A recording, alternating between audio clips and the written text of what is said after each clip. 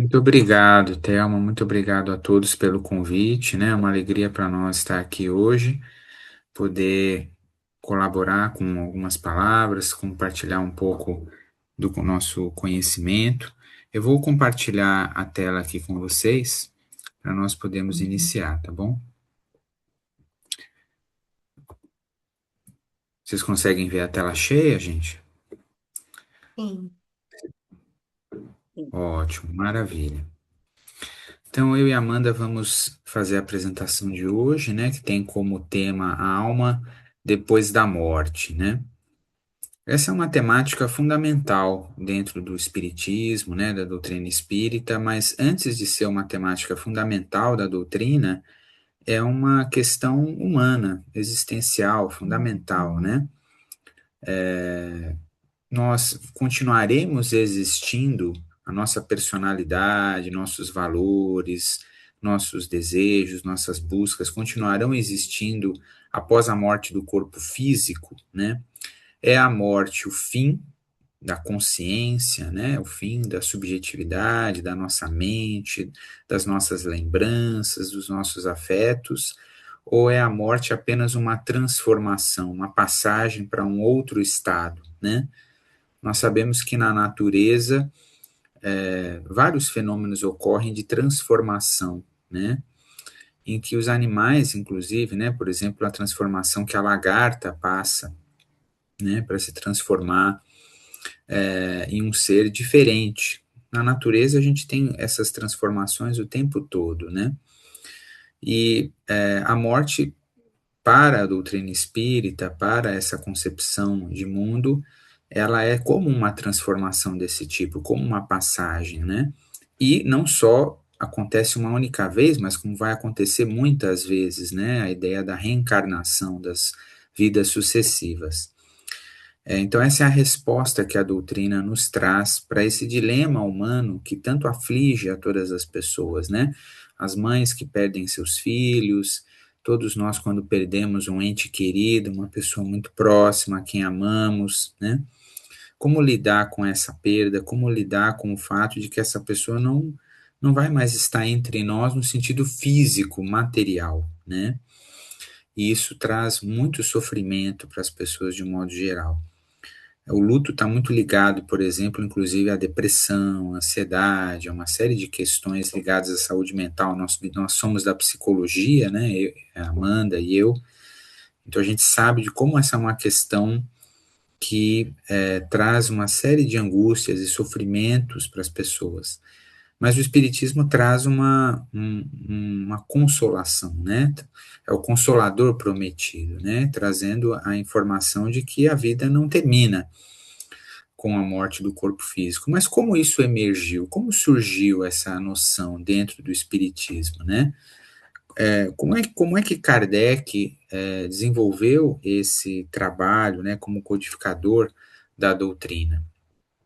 Então é importante entender, antes de mais nada, né, que o Espiritismo como ciência, como filosofia, e também tem suas implicações religiosas, né, se situa nessa trindade, né, nessa conjunção, nessa integração de diferentes saberes, mas começou principalmente a partir de um trabalho eminentemente observacional e científico, né? Kardec queria entender os fenômenos que ocorriam, que aconteciam à sua volta, quando ele começou a frequentar diversas sessões espiritualistas na época, né?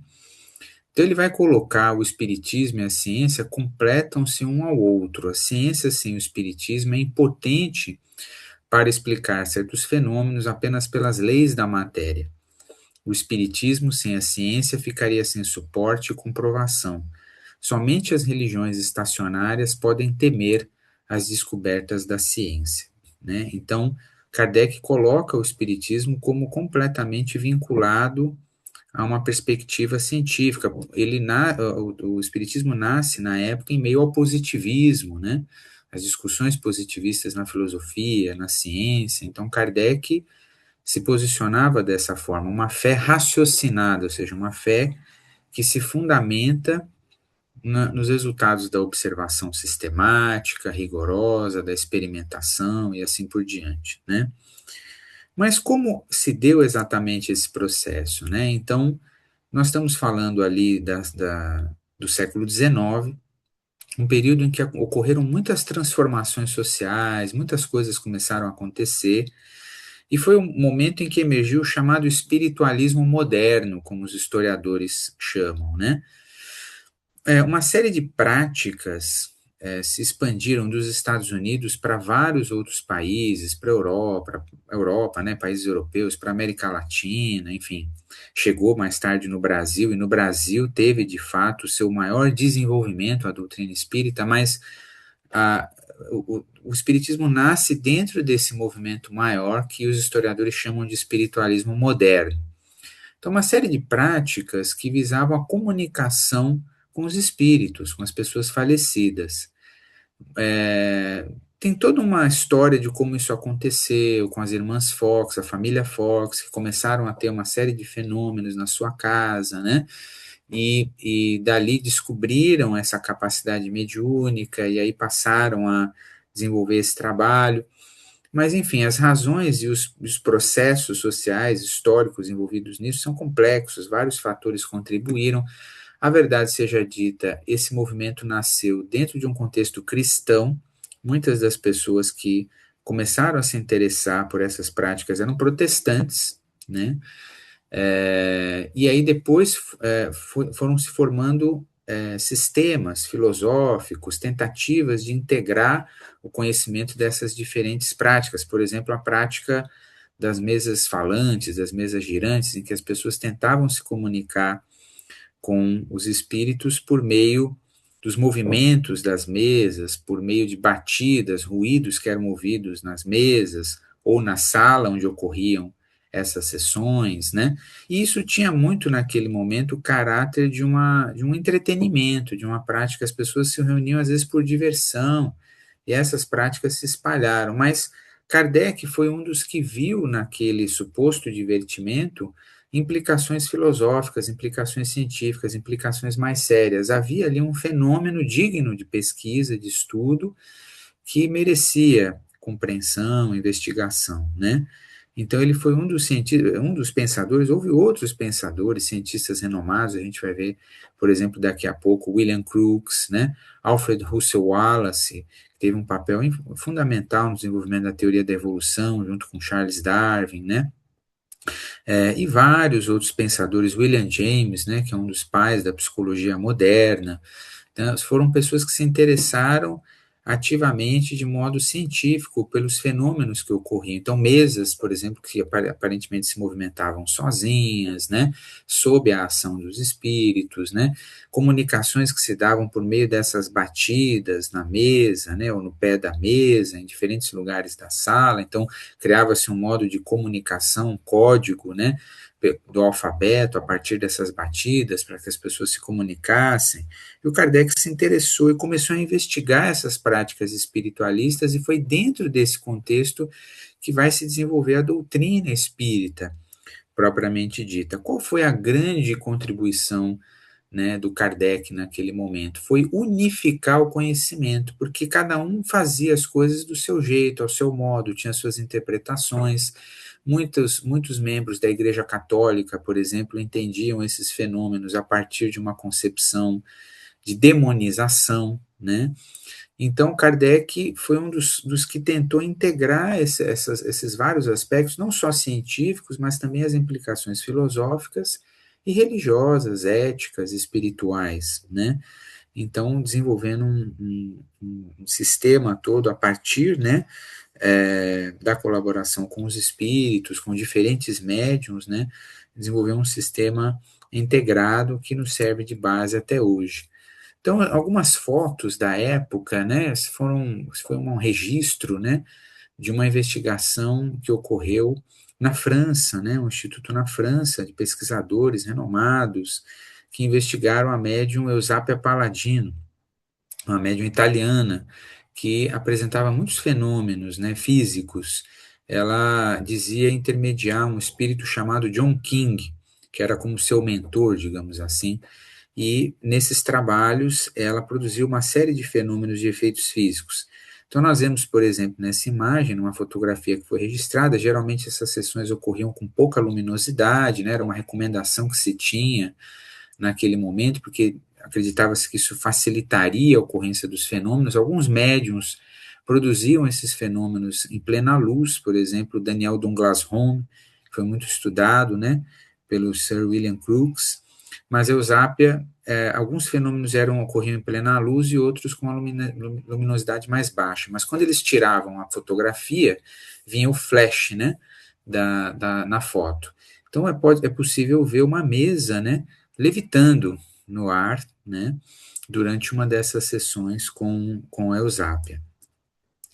Essa é uma foto da Eusápia, né, e de uma outra sessão em que pesquisadores também tentaram controlar o que ocorria. Então, geralmente ficava um pesquisador que segurava os pés dela com um dos seus pés, tinha algum controle ali das pernas, né, para que ela não se movimentasse. Por exemplo, uma das alegações que se tinha, porque ocorriam muitas fraudes, infelizmente, né, muitos médiums fraudulentos, porque isso era uma prática que algumas pessoas ganhavam dinheiro na época, né, os familiares, os enlutados, querendo se comunicar com seus entes queridos, muitas vezes buscavam o concurso dos médiums e essas pessoas cobravam para fazer isso, né? Então, depois Kardec vai dizer da importância de se dedicar a isso de forma caritativa, de não se cobrar e tudo mais. Mas até hoje, por exemplo, no Reino Unido, né, em alguns países, você tem médiums que cobram pelos seus serviços e tudo mais. E muitos médiums eram falsos, eram fraudulentos, então usavam, por exemplo, dos próprios pés, das mãos, de truques diversos, né, para gerar os fenômenos. Então, os pesquisadores controlavam os pés, né, as pernas, as mãos, seguravam às vezes as mãos, ela tem só uma das mãos ali solta, que é possível observar no ar, e vejam que a mesa levita aparentemente sem nenhum tipo de apoio, né, sem nenhum apoio ela fica no ar ali. Então você tem vários pesquisadores observando, acompanhando esses fenômenos, né? Houve, por exemplo, Charles Richer, que escreveu o Tratado de Metapsíquica, né? Ele relata de como eles criaram, inclusive, uma mesa especial em que se colocavam os pés dos médiums dentro, então eles não tinham como usar os pés para fazer nenhum tipo de truque, algo assim. E registravam esses fenômenos, né, que ocorriam, segundo esses médios, pela intervenção do plano espiritual, né. Também muito se observou naquela época, né, os fenômenos de materialização, em que os espíritos apareceriam materializados em diferentes formas, né. Então, William Crookes estudou muito, por exemplo, os fenômenos ligados a Kate King, né, a médium Florence Cook. Então, esse espírito da Kate King se manifestava nessas sessões e muitas vezes com total controle da sala, das pessoas que estavam lá dentro, né, com fotografias, registros, né, inclusive mostrando como a aparição diferia do médium, né. Então, numa dessas imagens, por exemplo, à direita, a gente pode ver a médium caída, né, e a materialização se formando ali proximamente a ela, né. Então, vários desses fenômenos foram estudados pelo William Crookes, pelo Charles Richer, né, e vários outros pesquisadores que investigaram, registraram, observaram esses fenômenos, que são muito raros, é muito difícil encontrar essa fenomenologia hoje em dia, mas nessa época ocorria com mais abundância e foi muito investigado, né. Essa forma de comunicação por meio das mesas, né, mesas girantes, mesas falantes, era muito precária, demorava-se muito, era muito difícil esse processo, né? Há, por exemplo, relatos, inclusive, de artistas, de outros pensadores. Victor Hugo, por exemplo, utilizou-se dessas práticas, há um livro inteiro sobre isso, né? Mas era um processo muito lento, muito difícil. O Kardec nos conta de como o trabalho com as mesas evoluiu para o uso da prancheta, né? Que era essa estrutura em que as pessoas colocavam as mãos e havia uma espécie de um lápis na ponta, né? E então o que se acreditava era que os espíritos moviam essa prancheta para gerar mensagens, escrever, enfim, assim por diante. Então, foi uma evolução da comunicação mais rudimentar por meio das mesas, né? Até que se chegasse na psicografia propriamente dita, em que se percebeu que o próprio médium tomando um lápis, uma caneta, enfim, escrevendo no papel sob a influência dos espíritos, poderia trazer aquelas mensagens, né? É, então, o Kardec, quando inicia o seu trabalho na doutrina espírita, vai se utilizar daquilo que ele chama do controle universal dos espíritos, né, em que ele submetia as mesmas questões a diferentes médiums, e depois, a partir dessas informações, das diferentes mensagens, né, codificava isso, integrava, sintetizava esse conhecimento de uma forma, num caráter de doutrina. O Kardec era pedagogo e ele tinha uma capacidade enorme de integrar e sintetizar o conhecimento. Era muito didático, a leitura das obras do Kardec é muito gostosa, é muito satisfatória, porque ele tinha realmente, ele foi escolhido a dedo para essa missão, que era uma missão de educar, de fato, de transmitir essas mensagens, compartilhar esse conhecimento, né? E por meio da psicografia, esse trabalho se tornou muito mais prático, muito, e a partir dessas várias mensagens ele vai construir o livro dos Espíritos, o livro dos Médiuns, o Evangelho segundo o Espiritismo, há mensagens belíssimas no Evangelho segundo o Espiritismo, transmitidas, né, pelos mentores, pelos espíritos superiores. Então ele vai constituindo o que nós conhecemos como as obras básicas, mas também diversos outros trabalhos, a Revista Espírita, né, e assim por diante. Então eu passo agora a palavra para a Amanda, para que ela continue a apresentação e a gente retoma um pouco depois. Então, após essa belíssima, né, síntese, essa explanação de Everton, é, eu adentro na parte doutrinária, né?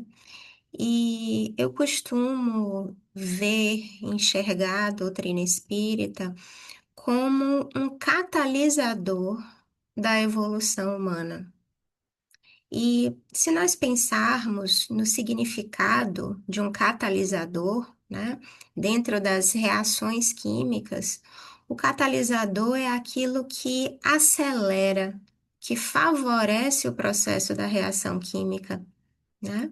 Então, existe a reação química em seu estado natural, que demoraria um tempo próprio de ocorrência, e na presença do catalisador, esse processo é potencializado, né? Ele é estimulado, de modo que passa a ocorrer de uma maneira mais célere. Então, a partir dessa metáfora, nós podemos também refletir sobre o papel da doutrina espírita no processo de desenvolvimento humano, porque o Espiritismo nos fornece explicações para as grandes questões humanas, para os grandes dilemas humanos, e mais do que essas respostas, nos apresenta um caminho para esse processo de desenvolvimento, para esse processo evolutivo. E nada mais oportuno do que pensar em respostas para o fenômeno da morte. Porque quando o ser humano começa a ter consciência de si e consciência da própria finitude, uma série de repercussões do ponto de vista psíquico começam a acontecer. Porque se eu existo e eu morro, aquelas pessoas com as quais eu convivo, que são os meus afetos, também morrem. Eu sinto falta, eu sinto saudade, isso repercute, reverbera emocionalmente dentro de mim. Então, por que isso acontece? Qual a razão da morte? E uma série de outros desdobramentos do ponto de vista da ritualística que se passou a construir, da forma como se lida com a morte, também passou a ser desenvolvido, justamente no intuito do ser humano conseguir se relacionar com esse fenômeno de uma forma que fosse capaz de assimilar, de acomodar aquilo dentro de si. Então, a doutrina vai nos apresentar uma resposta muito significativa para essa experiência, não é? E mais do que isso, a doutrina funciona como um espelho no qual nós podemos nos enxergar, podemos perceber quem nós somos e aquilo que nós estamos fazendo com a nossa própria existência. Nesse sentido, Everton e eu trouxemos dois casos, né, que refletem circunstâncias que podem acontecer, né, diante da morte. Então, nós vamos apresentar esses casos, e são casos emblemáticos, não é? Mas para dizer especialmente que o comportamento, a forma como se vive, influencia o nosso processo de morrer e é aquilo que nós vamos encontrar após esse processo de desencarne, né?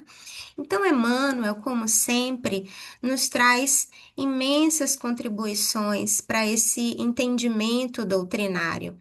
E no livro Pensamento e Vida, ele vai nos apresentar a morte de uma forma importante, porque ele diz o seguinte: ele diz que a mente humana, após o processo, né, de desencarne, essa mente continua ativa.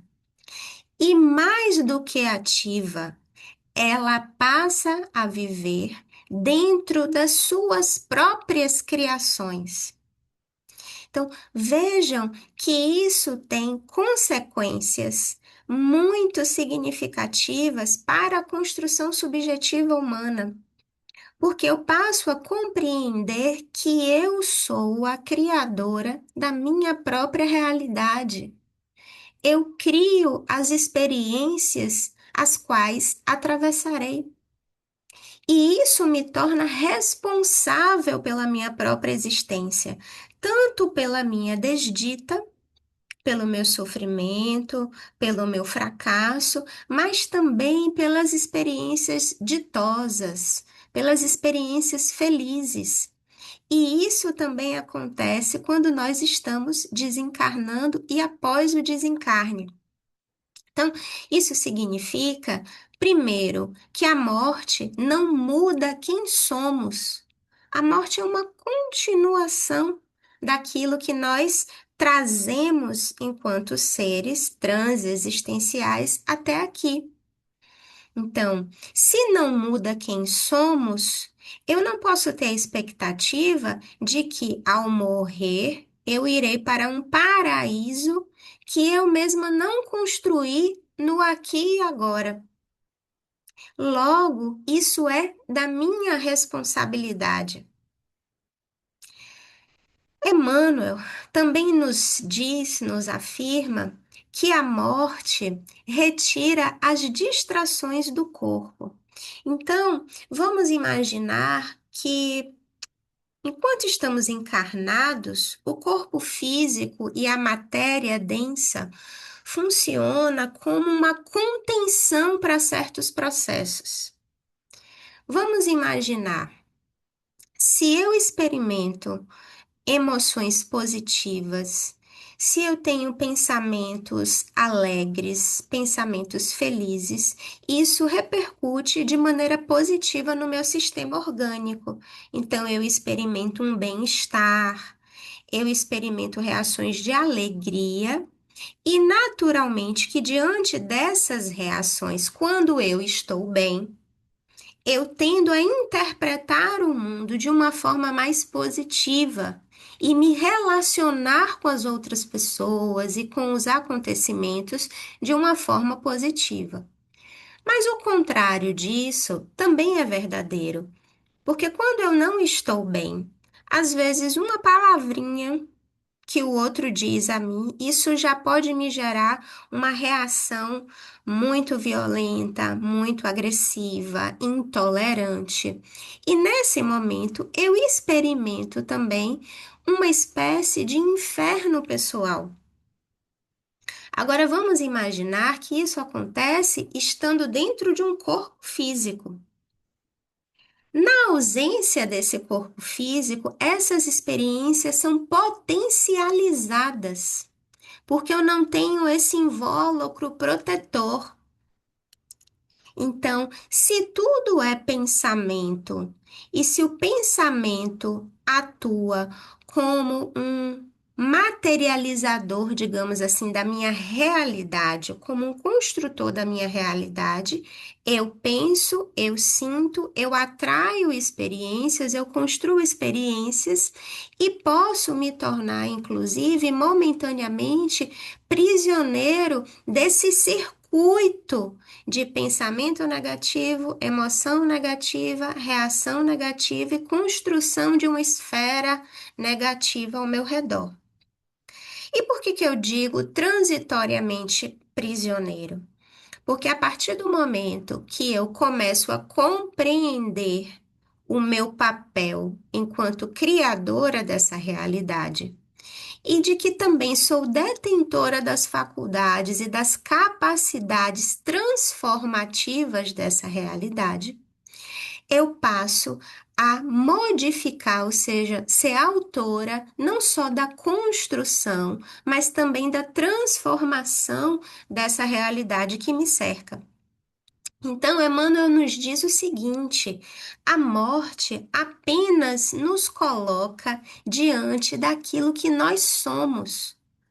A morte é o espelho do ser. Geralmente, assim, existe uma cultura popular de temor à morte, de medo da morte, não é? Mas vamos pensar que se aqui no planeta Terra, trazendo para a realidade do Brasil, se acontece um acidente, por exemplo, na rua, e uma pessoa desencarna, o que que vai acontecer a partir dali? Alguém vai chamar a SAMU, não é verdade? A SAMU vai vir, vai prestar uma assistência, vai encaminhar, né, para o hospital, enfim, vai dar o atestado de óbito, vai procurar os familiares dessa pessoa. Ou seja, se nesse plano rudimentar que nós vivemos, existe toda uma assistência diante da morte. Imagine o que não acontece no plano espiritual. Essa assistência também ocorre, e isso é o que a gente vai entender mais à frente. Pode passar, por favor.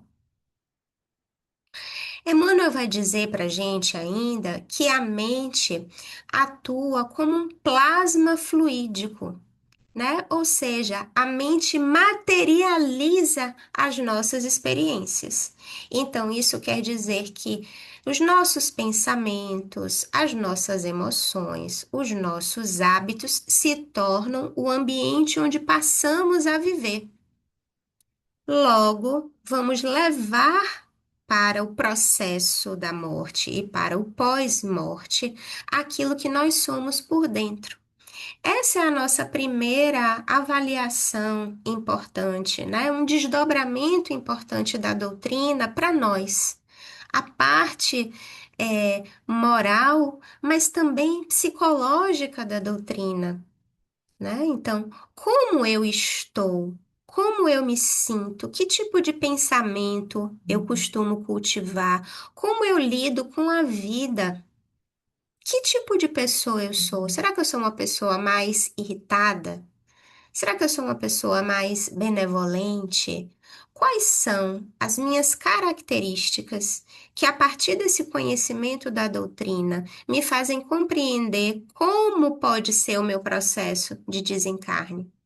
Será que eu sou uma pessoa que carrega muitas culpas? Será que eu sou uma pessoa no meu ambiente de trabalho que cria muitas inimizades? Que é uma pessoa mais bélica? Ou será que eu sou aquela pessoa mais colaborativa, né, que ajuda a harmonizar o ambiente? Então, fazendo essa autoanálise, eu vou construindo cenários diferentes para o meu processo de desencarne. E é interessante, dentro da doutrina, no Pentateuco, quando nós vamos para o céu e o inferno, por exemplo, nós temos um catálogo de experiências que podem nos mostrar todas as nuances desse processo que acontece após o desencarne. Então, é uma reunião, né, de casos, de espíritos, né, que retornaram para nos relatar sobre as suas experiências no desencarne. O que que aconteceu com essas pessoas? Como elas vivenciaram? E aí lá a gente vê um matiz imenso de situações e de experiências que refletem justamente isso que Emmanuel está tentando nos transmitir agora, não é? Que o ambiente que nós vamos viver nada mais é do que uma continuação daquilo que nós já somos. Aí a gente vai trazer esses dois casos para a gente compreender melhor como isso acontece. O primeiro caso é um caso muito conhecido, né, de André Luiz, mas a gente vai esmiuçar essas etapas do que aconteceu com André Luiz. Então, primeiro, a gente tem essa cena, né, de baixo para cima na imagem de uma pessoa que faleceu e que está se retirando do corpo. Então, é isso que acontece com André Luiz. Ele desperta após a morte e começa a olhar e tentar entender o que estava acontecendo ali, porque ele mesmo se via deitado, né, na maca do hospital, via os profissionais, médicos, enfermeiros, tentava interagir com essas pessoas insistentemente e não tinha reação de ninguém. Ele não conseguia se comunicar. Mas, ao mesmo tempo, ele não tinha nenhum referencial cognitivo do que poderia estar acontecendo, porque não era esse o aprendizado de André Luiz a respeito da morte, né? Então, inicialmente, ele não estava entendendo o que estava acontecendo com ele ali. Ué, por que que eu estou me vendo deitado aqui? Parece que eu estou morto, mas como é que eu estou me vendo? Como é que eu estou vendo os profissionais e etc. Então, aquilo era uma dissonância cognitiva, porque dentro do sistema de crenças dele, aquilo não fazia parte. Naturalmente, que diante dessa aflição de tentar se comunicar e não conseguir, de se ver morto e não saber o que fazer, aquilo começou a gerar em André Luiz um estado de angústia, de aflição, de medo, de dor profunda. E aí é que acontece uma parte interessantíssima dessa história. Por quê?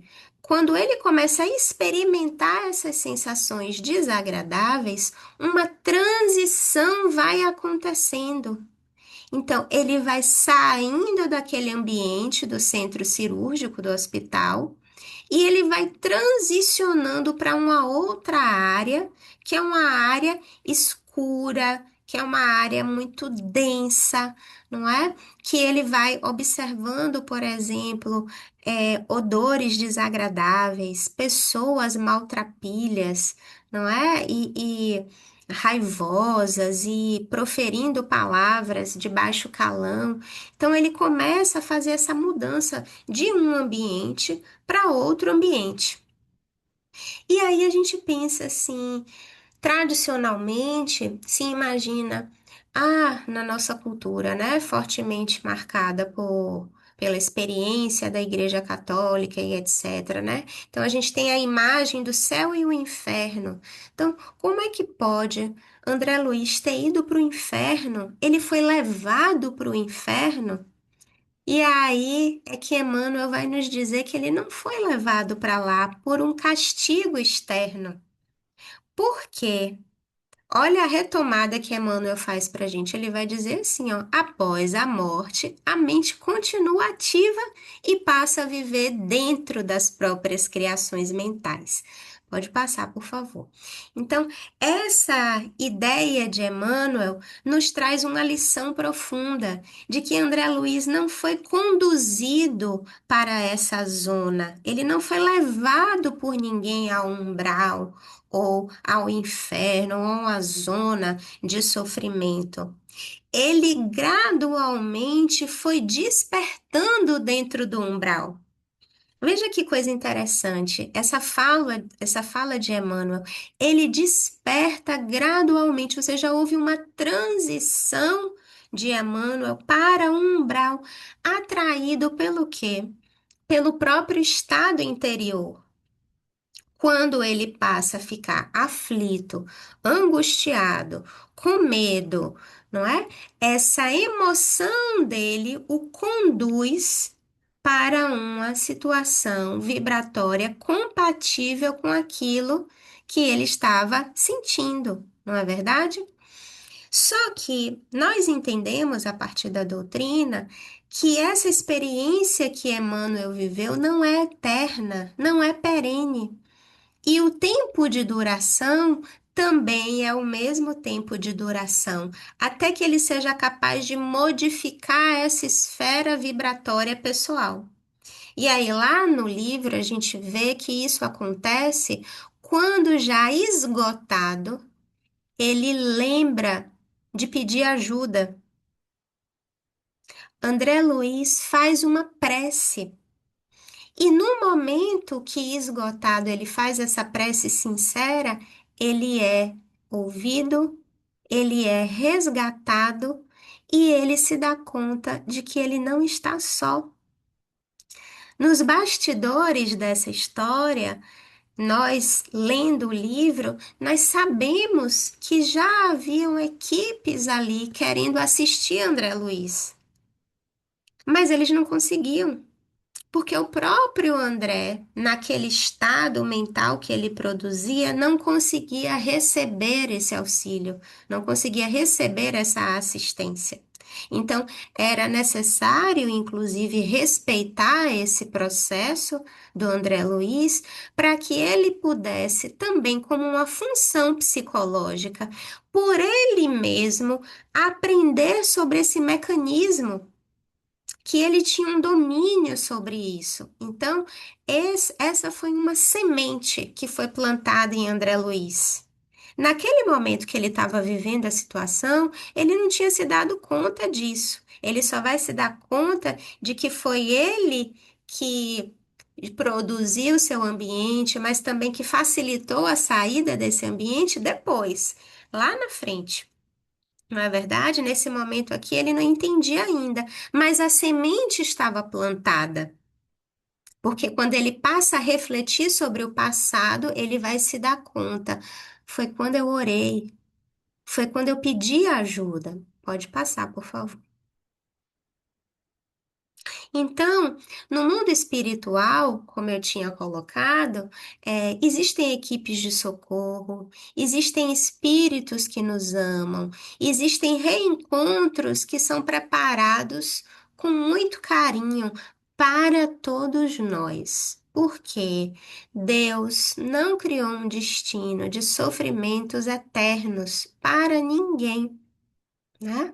Então, esses reencontros, antes de qualquer coisa, de forma potencial, eles já estão preparados. Nós iremos nos reencontrar com os nossos entes queridos, com as pessoas amadas. Isso é um fato, né? É uma destinação, né? Iremos nos reencontrar, mas existe um caminho para isso. E desse caminho nós somos os autores, não é? Então, Emmanuel nos diz que o resgate acontece somente quando há uma abertura interior. Ou seja, André Luiz não estava sendo punido, ele estava passando por um processo de educação da alma. E aí a gente vê aqui de baixo para cima também, quando ele estava sendo resgatado pela equipe socorrista. Nós vemos também a cena em que ele está sendo tratado no hospital, não é? Porque ele é levado para um hospital espiritual em nosso lar. E essa última cena belíssima, que é o reencontro dele com a mãe tão amada, que desde o seu desencarne já estava se organizando para poder recebê-lo. E essa cena é uma cena belíssima, porque a mãe de André Luiz, além de acolhê-lo, de abraçá-lo, de acalentá-lo como filho muito amado, ela também cumpre uma função fundamental, que é a função educativa. Porque nesse momento ela começa a dizer para André Luiz algumas coisas que ele precisava compreender, que aquela realidade tinha sido construída por ele.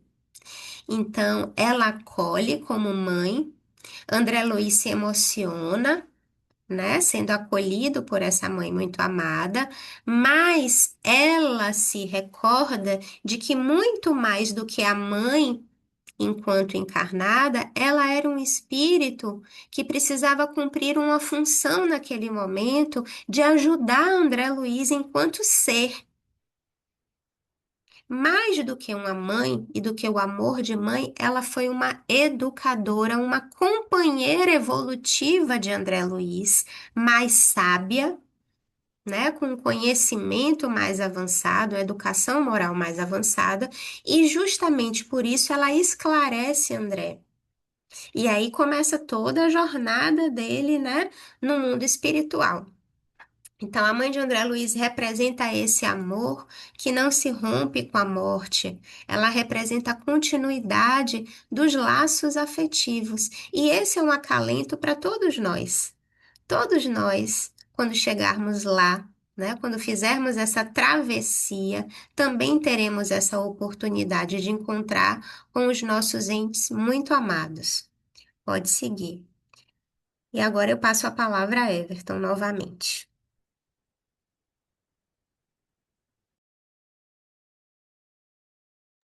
Seu áudio.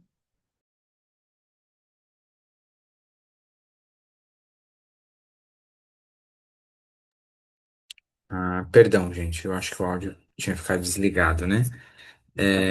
Deixa eu voltar a compartilhar aqui a tela. Vocês estão vendo ainda a tela, não? Deixa eu Sim, colocar na. Sim, sim, sim, Agora, tela cheia, né? sim, sim. Certo, maravilha. Então, como a Amanda mencionava, né? Nós temos muitas formas de passar por essa transição, por esse processo do desencarne, né? E o exemplo de André Luiz nos faz pensar, bom, mas será que todas as ocasiões em que existe o desencarne, esse processo é doloroso, né? Então, André Luiz passou muitos anos nessa condição, até que realmente ele pudesse se abrir, mudar seu estado de consciência e receber a ajuda que lhe era devida, né? Mas é importante lembrar que nem todas essas experiências de transição são dolorosas. É um caso muito interessante que nós separamos, né? Existe um livro do pesquisador italiano, Ernesto Bosano. Eu sempre gostei muito do trabalho do Bosano, há vários livros interessantíssimos que ele escreveu, né, dentro da perspectiva espírita, e um desses livros é o livro A Crise da Morte, em que ele vai falar desse processo, de como se dá esse processo de transição, né, após o desencarne. Então, ele vai compilar vários casos curiosos, e nesse caso, que é o primeiro caso do livro, a pessoa não sente dor, né, no desencarne, não sente medo, é acolhida por familiares no mundo espiritual, experimenta uma profunda paz nesse processo, né, e descreve como se estivesse sendo esperada e é recebida com amor, né. Então eu vou ler para vocês, porque eu acho que, embora eu pudesse contar aqui o caso, eu acho que a leitura ela é muito interessante. E essa imagem que eu separei ilustra um pouco como foi esse processo, né? Então foi uma pessoa, era um juiz que morreu na condição de um naufrágio. Ocorreu esse naufrágio e essa pessoa veio a falecer com outras pessoas também nessa ocasião, né? Então, o Ernesto Bolzano nos explica que esse caso foi extraído de um livro é, do juiz Edmonds, que teve um papel importante psicografando obras e trazendo vários conhecimentos dentro, né, do espiritualismo. Até Ernesto menciona que Edmonds era notável médium, psicógrafo, falante e vidente. Alguns meses depois da morte acidental de seu confrade, o juiz Peckham, a quem ele muito estimava, deu-se o caso de Edmond escrever longa mensagem psicografada, né, em que seu amigo morto referia as circunstâncias de sua morte. As passagens seguintes são tiradas da mensagem em questão, então vamos lá. Se houvera podido escolher a maneira de desencarnar, certamente não teria preferido a que o destino me impôs. Todavia, presentemente, não me queixo do que me aconteceu, dada a natureza maravilhosa da nova existência que se abriu subitamente diante de mim. No momento da morte, revi como num panorama os acontecimentos de toda a minha existência. Todas as cenas, todas as ações que eu praticara passaram ante o meu olhar, como se houvessem gravado na minha mente em fórmulas luminosas. Nenhum só dos meus amigos, desde a minha infância até a morte, faltou à chamada. Na ocasião em que mergulhei no mar, tendo nos braços a minha mulher, apareceram-me meu pai e minha mãe, e foi esta quem me tirou da água, mostrando uma energia cuja natureza só agora compreendo. Não me lembro de ter sofrido. Quando imergi nas águas, não experimentei sensação alguma de medo, nem mesmo de frio ou de asfixia. Não me recordo, não me recordo, perdão, gente. Não me recordo de ter ouvido o barulho das ondas a se quebrarem sobre as nossas cabeças. Desprendi-me do corpo, quase sem me aperceber disso, e abraçado sempre a minha mulher, segui minha mãe, que viera para nos acolher e guiar. O primeiro sentimento penoso só me assaltou quando dirigi o pensamento para o meu caro irmão. Porém, minha mãe, percebendo minha inquietação, logo ponderou: teu irmão também não tardará a estar conosco. A partir desse instante, todo o sentimento penoso desapareceu do meu espírito. Pensava na cena dramática que acabara de viver, unicamente com o fito de levar socorro aos meus caros companheiros de desgraça. Logo, entretanto, vi que estavam salvos das águas do mesmo modo pelo qual eu o fora. Todos os objetos me pareciam tão reais à volta de mim que, se não fosse a presença de tantas pessoas que sabia mortas, teria corrido para junto dos náufragos. Quis informar-te de tudo isso a fim de que possas mandar uma palavra de consolação aos que imaginam que os que lhes são caros e que desapareceram comigo sofreram agonias terríveis, ao se verem presas da morte. Não há palavras que te possam descrever a felicidade que experimentei quando vi que vinham ao meu encontro, ora uma, ora outra das pessoas a quem mais amei na terra, e que todas acudiam a me dar as boas-vindas nas esferas dos imortais. Não tendo estado enfermo e não tendo sofrido, fácil me foi adaptar-me imediatamente às novas condições de existência. Então vejam que interessante como esse caso, né, difere drasticamente daquele de André Luiz. E vejam que isso também nada tem a ver com a relevância do trabalho, da importância, do valor que esses espíritos possam ter, porque o trabalho de André Luiz, inclusive nos contando sobre as suas experiências por meio da psicografia de Chico, né, foi fundamental, né? Então, isso nada tem a ver com o valor das pessoas, com a sua relevância no mundo, isso tem a ver com as suas questões, com o seu processo, né? Com a forma como elas vão construir a sua própria existência, a sua conduta, o seu comportamento, a sua compreensão do porvir e assim por diante, né? O que diz a doutrina espírita, né, a esse respeito? A Amanda já nos trouxe alguns elementos importantes, né, a partir da obra do Chico, né, o trabalho de Emmanuel, André Luiz. Em O Livro dos Espíritos, nós aprendemos, né, que a alma não perde sua individualidade, ela continua sendo ela mesma. Leva consigo suas memórias, seus afetos, seus aprendizados. E mais, a vida do espírito é eterna, a vida do corpo é transitória, ou seja, ninguém desaparece, né? Ninguém é perdido.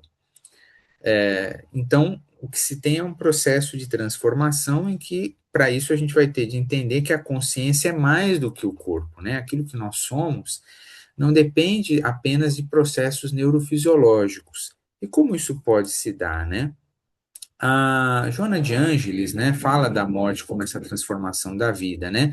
A vida não acaba, ela se transforma. A morte é mudança de frequência, de estado vibratório. É como mudar de ambiente, não como deixar de existir, né? Muitas pesquisas ao longo dos anos foram feitas, né, no campo científico a respeito da sobrevivência da alma após a morte do corpo físico, né? Nós mencionávamos há pouco o trabalho de Kardec, né, e de vários outros pensadores que se interessaram nesses fenômenos. Em 1882 é fundada a Sociedade de Pesquisas Psíquicas em Londres, que foi a primeira sociedade científica a investigar os fenômenos mediúnicos, né? Vários casos interessantes foram investigados, mas talvez um dos mais proeminentes tenha sido da médium Leonora Piper, né? Uma médium americana que foi muito investigada por William James e por vários outros pensadores na época, né? Ela fornecia informações muito precisas sobre pessoas que já haviam falecido, né? De formas que seriam muito difíceis ela obter esses dados de alguma forma normal, digamos assim, né? Por meio de fraude, ou por meio da obtenção de alguma informação com alguém. Eles tomaram, os pesquisadores, vários cuidados nesse sentido, inclusive tirando a médium do seu local de residência, acompanhando ela, quase num esforço de detetive, vamos colocar assim, para impedir que ela pudesse ter acesso às informações. Às vezes faziam sessões que eles chamavam por procuração, em que uma pessoa vinha representar o familiar, né, da pessoa falecida, ao invés do próprio familiar, para evitar que o familiar pudesse transmitir qualquer informação, como por comunicação não verbal, por qualquer outro meio, e ainda assim ela forneceu muitos dados extremamente convincentes e William James, um grande pensador, um dos maiores nomes da psicologia moderna, se convenceu de que realmente havia ali um fenômeno genuíno, né? No Brasil, nós tivemos o trabalho fundamental do Chico, né, de Chico Xavier, que foi também objeto de muita investigação científica, não tanto na sua época, infelizmente, né, mas posteriormente muitos estudos foram realizados a esse trabalho maravilhoso, né, da AME de São Paulo, A Vida Triunfa, né, em que foram pesquisadas essas mensagens que Chico recebia, com vários achados muito importantes. Mais recentemente, o trabalho de peso, né, de relevância do professor Alexander Moreira Almeida e colaboradores na Universidade de Juiz de Fora, que é sumariado, é resumido nesse livro, A Ciência da Vida Após a Morte, junto com vários outros estudos que vêm sendo feitos ao longo dos anos, né? Nós temos, por exemplo, dentre as várias linhas de pesquisa dessa temática, o tema das memórias de vidas passadas, sobretudo as memórias de crianças que alegam lembranças, né, de vidas anteriores. O trabalho, por exemplo, pioneiro do professor Ian Stevenson nos Estados Unidos, né, que começou essa investigação indo para países, né, sobretudo contexto asiático, países onde a crença na reencarnação é muito disseminada e há muitos relatos de crianças que alegam essas lembranças de vidas passadas. Às vezes, em tenra idade, começam a trazer essas informações, né, sobre vidas anteriores, e o Stevenson foi investigando, inclusive, casos, ele chamava os casos resolvidos, né, em que se identificava uma pessoa que realmente teria vivido numa determinada localidade, que preenchia todos os requisitos daquele relato que a criança trazia. E em muitos desses casos não havia contato entre as famílias, né? Entre a família da criança e a família dessa pessoa falecida que teria sido essa criança numa vida anterior, né?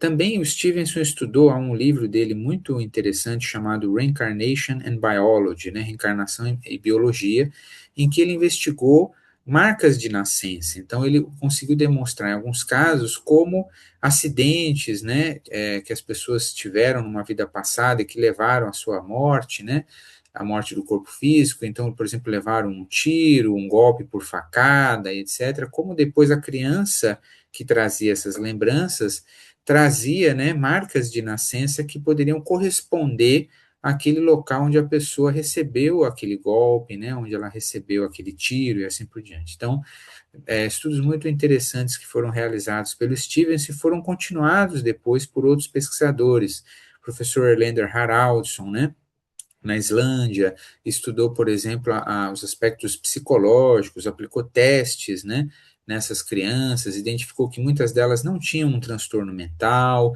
eram crianças muito inteligentes para a sua idade, né?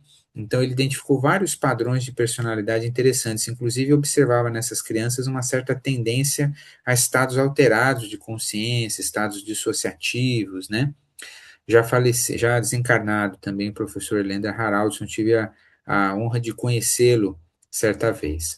Professor Jim Tucker, também na Universidade de Virgínia, né, na divisão de estudos perceptuais, que foi, né, teve ali o papel fundamental do Stevenson, né? Então, o Tucker continuou muito desse trabalho e recentemente, inclusive, se aposentou também. Há outras pessoas lá continuando essas investigações.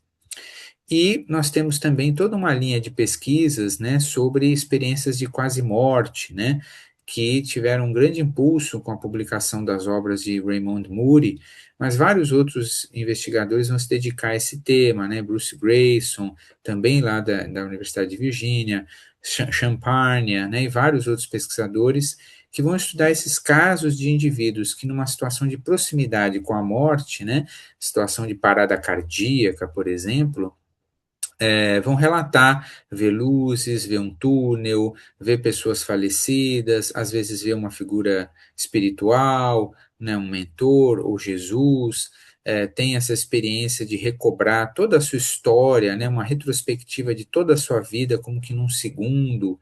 Então, todas essas experiências, né, têm sido estudadas já há muitas décadas, há muito tempo, e há casos muito impressionantes em que as pessoas foram capazes de fornecer informações precisas sobre o que acontecia com elas, né, enquanto elas estavam ali naquela experiência de quase morte, se viam fora do corpo, né? Amanda mencionava isso no caso de André Luiz, então se viam fora do corpo, viam o que a equipe médica estava fazendo, e aí fornecem descrições muito precisas do que aconteceu, sendo que naquele momento não seria possível a essas pessoas, elas não estavam em um estado de consciência que permitisse isso, né?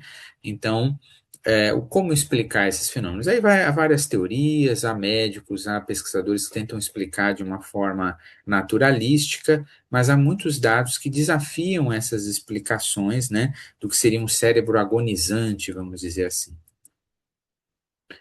Passo novamente a palavra da Amanda para que a palavra para Amanda para que possamos fazer então o fechamento, né? Naturalmente que nós abordamos a própria construção do ser, né, do seu processo de transição e de morte. Mas é importante também pensar que a doutrina nos auxilia, né, também para quem fica, não é? Quem teve o seu ente querido, que fez a passagem, que fez a transição. A doutrina também nos traz um alívio e o entendimento sobre esse processo, não é verdade? Então, isso é tão importante porque geralmente para aquelas pessoas muito amadas, né, nós experimentamos a passagem como uma saudade, né?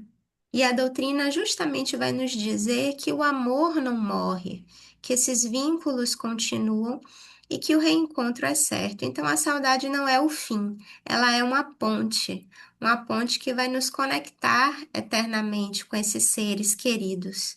E para nós que ficamos, a importância de continuarmos amando, de continuarmos fazendo bem em memória daqueles que partiram, mas também porque é o nosso processo de construção espiritual, não é? O nosso processo de construção da nossa passagem também, mas de uma passagem que possa ser feliz, uma passagem que possa ser positiva, uma experiência positiva para nós. Pode passar. Inevitavelmente, não poderíamos deixar de trazer, né, aquele que nos disse que um dia nos traria o Consolador prometido. Não é verdade? O nosso Mestre Jesus, que é o nosso ensinamento maior, o nosso mestre maior sobre como viver e como encarar a morte.